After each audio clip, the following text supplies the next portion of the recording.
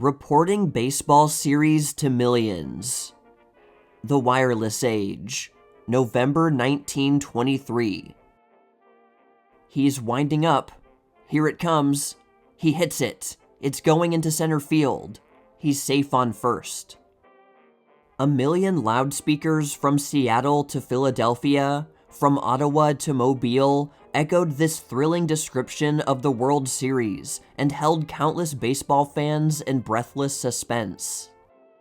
It was one of those radio events that causes the blood to tingle in the veins with its many tense moments and dashing realism. The broadcasting of the recent World Series will long stand out as one of the greatest heart-bumping events of American sport. It made the game bigger. It made it mean more to hundreds of thousands of sports lovers. The game was not confined to the Polo Grounds or to the Yankee Stadium, but like a great wave, its attending excitement and enthusiasm poured over the country to again blare forth from the husky throats of a million horns. The cheering, the yelling, the usual stream of fan advice to the players, the booing and hat-throwing was not all done by the eye spectators, for at thousands of street corners, public buildings, parks, and theaters, to say nothing of countless homes, the fans held their sway. So rapid was the radio fire that the fans in Washington, Philadelphia, Baltimore, Detroit, Cleveland, Chicago, Kansas City, San Francisco, and other big cities yelled in almost perfect synchronism with those at the Polo Grounds or the Yankee Stadium. What mighty cheers must have gone up, and what a mighty thing radio is to bring about this perfect unison in a country so large as our own. Baseball is a national sport, but this is perhaps the first time that a World Series has been a really successful national event. Heretofore, the newspaper was the first harbinger of victory or defeat. Now, a living voice back of the home plate describing every detail of the action in split-second style is able to reach the ear of every sport lover who cares to listen in. Those who listened in probably never dreamed of the elaborate preparations that were made necessary to handle an event of this magnitude. It was not merely a matter of leasing a Western Union wire that would connect WJZ with its outposts. That is a simple matter, but not so with the negotiations that have to be conducted with the powers that be. So important was this matter that the actual approach for permission to broadcast was made during the middle of last summer. Nor were Messrs. Huggins and McGraw, the respective managers of the Yankees and Giants, the only pebbles on the beach. The final request for permission had to be carried to the high and mighty Judge Landis himself, and since there was no appeal beyond Caesar, those who did the presenting anxiously awaited the fateful answer. The answer was fateful because there was opposition from the direction of the Baseball Sport Writers Association, whose members thought that radio would interfere with the sale of the evening papers that carry the work of their faithful scribes. The gray-haired judge overruled their objection and gave to WJZ and WEAF the right to broadcast. A few days before the opening game of the series, trial communication was established between WJZ and the Yankee Stadium, using the leased wires of the Western Union Company. Major J. Andrew White, who is probably the greatest word picture painter of sporting events today, was the first to employ the new portable amplifier built in the laboratories of the Radio Corporation of America, especially for sporting events. With the aid of J.O. Smith, White's silent partner, the entire thing was rehearsed with care. White used a special diamond which was always held in front of him and manipulated by Smith, who worked with the speed of a one-armed paperhanger in an effort to check up White and to keep him informed. It is generally believed that Smith follows only radio as a hobby. But he is a versatile hobbyist. He not only owns and operates one of the best amateur radio stations in the United States, but has a keen eye for beauty and motorboats as well. And what is more interesting, he is an ardent baseball fan, with the name of every record player on the end of his tongue. This matter of announcing is serious business. Imagine yourself sitting there amidst the roaring crowd of 75,000 people, responsible for an accurate account of every detail to perhaps 2 million people. You can't guess, you've got to be right. Every emergency must be prepared for, every play recorded with the pitiless consistency of a mathematical process. It is 1:45 p.m. Eastern Standard Time. The game is on. White clutches his microphone, all tension, while Smith sits on the edge of his chair, with his little pasteboards ready to be swung into place as the action of the game calls for them. Countless ears await the first word. Witt is up, White calls out. Scott's winding up. He is about to throw. Here it comes. It's a called strike. There is not a moment of silence. Witt is waiting for second pitch. Scott's winding up. He is going to throw. Here it comes. He hits it. It's going over second. Witt safe on first. Smith checks up White instantly and moves his little pasteboard marked Witt over to first base. It is all done in the twinkling of an eye, but the men in the broadcasting box must be on their toes every instant, and they work under a mental strain that is little appreciated by the listener in. As this article is written, White has been responsible for only one error, and that was corrected almost immediately due to Smith's watchful eye. There is every opportunity to make a mistake, however. Imagine, if you will, a hot grounder driven between first and second base. The shortstop and the second baseman are after it, and they almost collide. How easy it would be to pick up the wrong man, and to say that Ward had it instead of Johnson. There were many features of White's broadcasting that brought out the picture of the game so clearly that practically every fan who listened in was a spectator. In one radio sport party, of which the writer was a member, a listener said, "I can see great with White." This was just the situation. White was simply allowing about 2 million baseball radio fans to use his eyes. He painted word pictures that other minds could feast upon. So accurate were his descriptions that anyone who had ever attended a game at the Polo Grounds could visualize the plays perfectly. Very little imagination was required for this, especially when White turned his microphone on the roaring, booing, or cheering crowd. These little inserts of realism transplanted the atmosphere of the diamond to every nook and corner of the United States. At all other times, the external noises were excluded as much as possible, and the special microphone used permitted the speaker to exercise considerable control over this feature. Those who listened to J. Andrew White could not help but admire his painstaking attention to the details, sidelights, and human interest stuff that permitted every listener to be one of the excited fans in the grandstand. Every ball pitched was described as being high or low, inside or out. This made it possible to even anticipate the withdrawal of a pitcher, for every good fan could tell when he was weakening. Such was the case with Shockey in the 8th inning of the 4th game. So it was with Bush, who weakened in the 7th inning of the 5th game. A seasoned fan could see it coming, for Bush had pitched 6 straight balls before he was signaled off the field. When the ball lit in the grandstand, the listeners knew whether it was a male or female who got it, whether they caught it or fumbled it. When the Bambino restlessly kicked up a little dirt while standing on third, the picture came out of the loudspeaker. With all these little humanisms and a little imagination, you were seated comfortably in one of the first row boxes at the Polo Grounds or Yankee Stadium. A wonderful bit of announcing was also done by McGeehan of WEAF.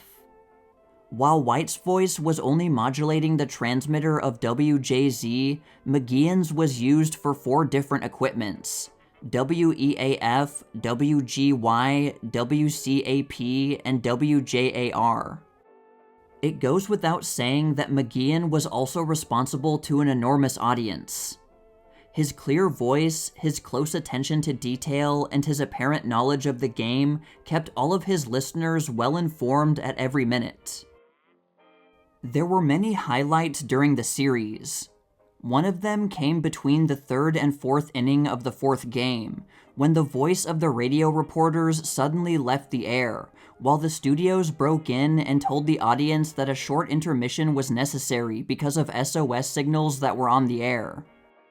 The writer instantly retuned his equipment in time to get the tail end of an SOS call, which was answered by some op who was going too fast for a rank ham to read. However, the World Series was back on the air in a few moments, and the game went serenely on. Those who listened intently could probably hear the incessant clicking of the telegraph instruments in the background. The writer mentions this because it helps to form an amusing reminiscence. What a slow, snail-like thing the telegraph is when compared to the speech-carrying radio wave. Yet what a horribly important thing these clumsy little clickers were 2 or 3 years ago, when the fans in distant cities had to depend on them for the results of the games. The telegraph operators at the series had only sufficient chance to start the first word before those listening on the radio had the complete details of the play. To prove that the radio broadcasting of the World Series was really a tremendous event, national in scope, the writer dispatched 11 wires to some of the principal broadcasting stations in the country, asking what success was being had in this work, and inquiring about the interest and enthusiasm of the fan listeners. In every instance, return wires were received telling of the great success of the series, and of the good that it was doing radio in general. The writer quotes from a typical telegram from WJAR in Providence.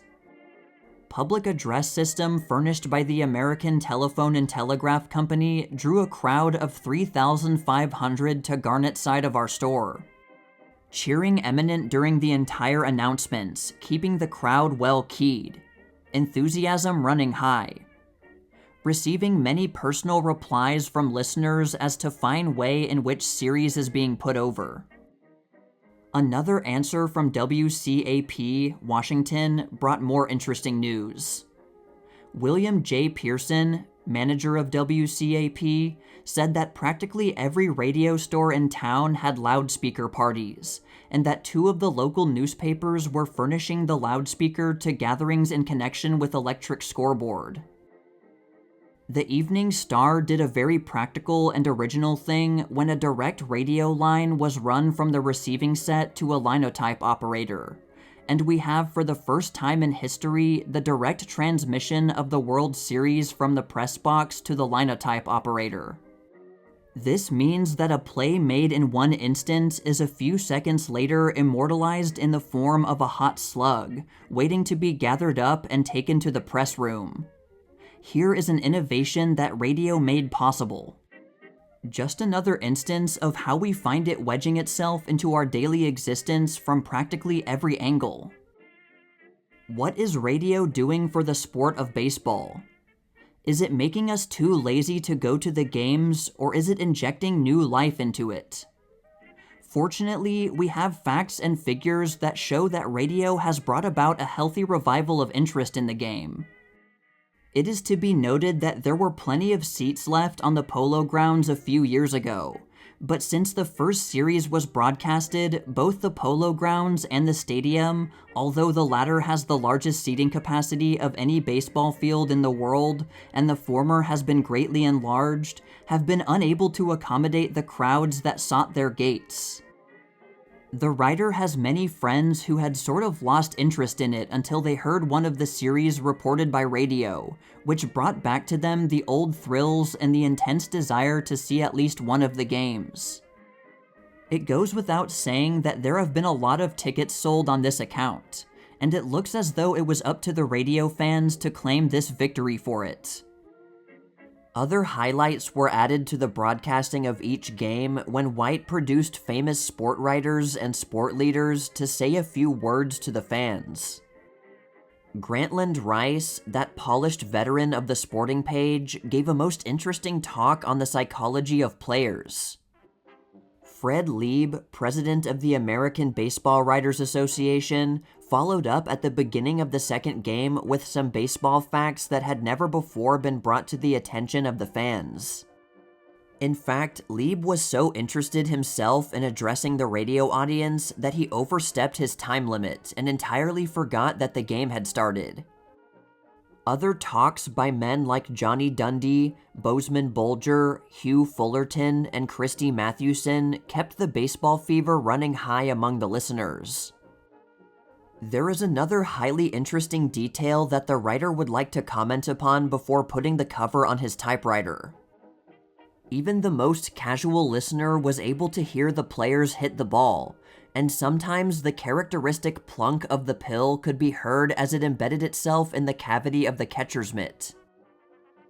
The sound of the hitting was particularly interesting because the nature of the sound allowed one to tell whether or not it was a good solid strike. When the ball was ticked, the sound in the loudspeaker lacked that fullness that a well-struck ball hit fairly in the center and with full force would give. By thorough attention to this detail, one could often anticipate White's announcements. Again and again, after a good solid crack, he would announce that a two-bagger had been made. When Ruth and Stengel made their home runs, every fan in the country must have known that the ball was on a long, long journey before White had a chance to announce it in his microphone. The writer has but to wish that the wireless age would increase its size by 10 pages, so that he might continue to tell all the interesting things that took place during the broadcasting of the series. They are not important things, but they are interesting. Take, for instance, the odd requests that the announcers at the games receive. Not one of the games passed without 50 or 100 people coming to the announcer and asking him to mention their name for the benefit of friends at home. Some fond father would come forward and ask White or McGeehan to please tell little Johnny, who is listening in with a $2 crystal set, that Daddy is safely at the game. Of course, this would have been an important bit of news for the 2 million odd listeners, to say nothing of the intense aggravation that Johnny would have experienced with Daddy at the game and himself at home with baby sister. Then too, both the announcers had to be careful that theatrical press agents who always swarm such events do not succeed in putting over one of their classy little tricks. They tried again and again, but White's and McGeehan's vigilance successfully prevented them from getting a single event across. In all of the mad scramble for publicity and mention over the radio, not one woman presented herself. Every request was received from a man. What's this about vanity? Probably the real curse of radio is that it will make men more vain. And this is the end of the story of the broadcasting of the World Series by radio. It will be a long-remembered affair in the minds of baseball radio fans, especially in the inaccessible parts of the United States. It brought to them news of the game that might otherwise have taken days to reach them.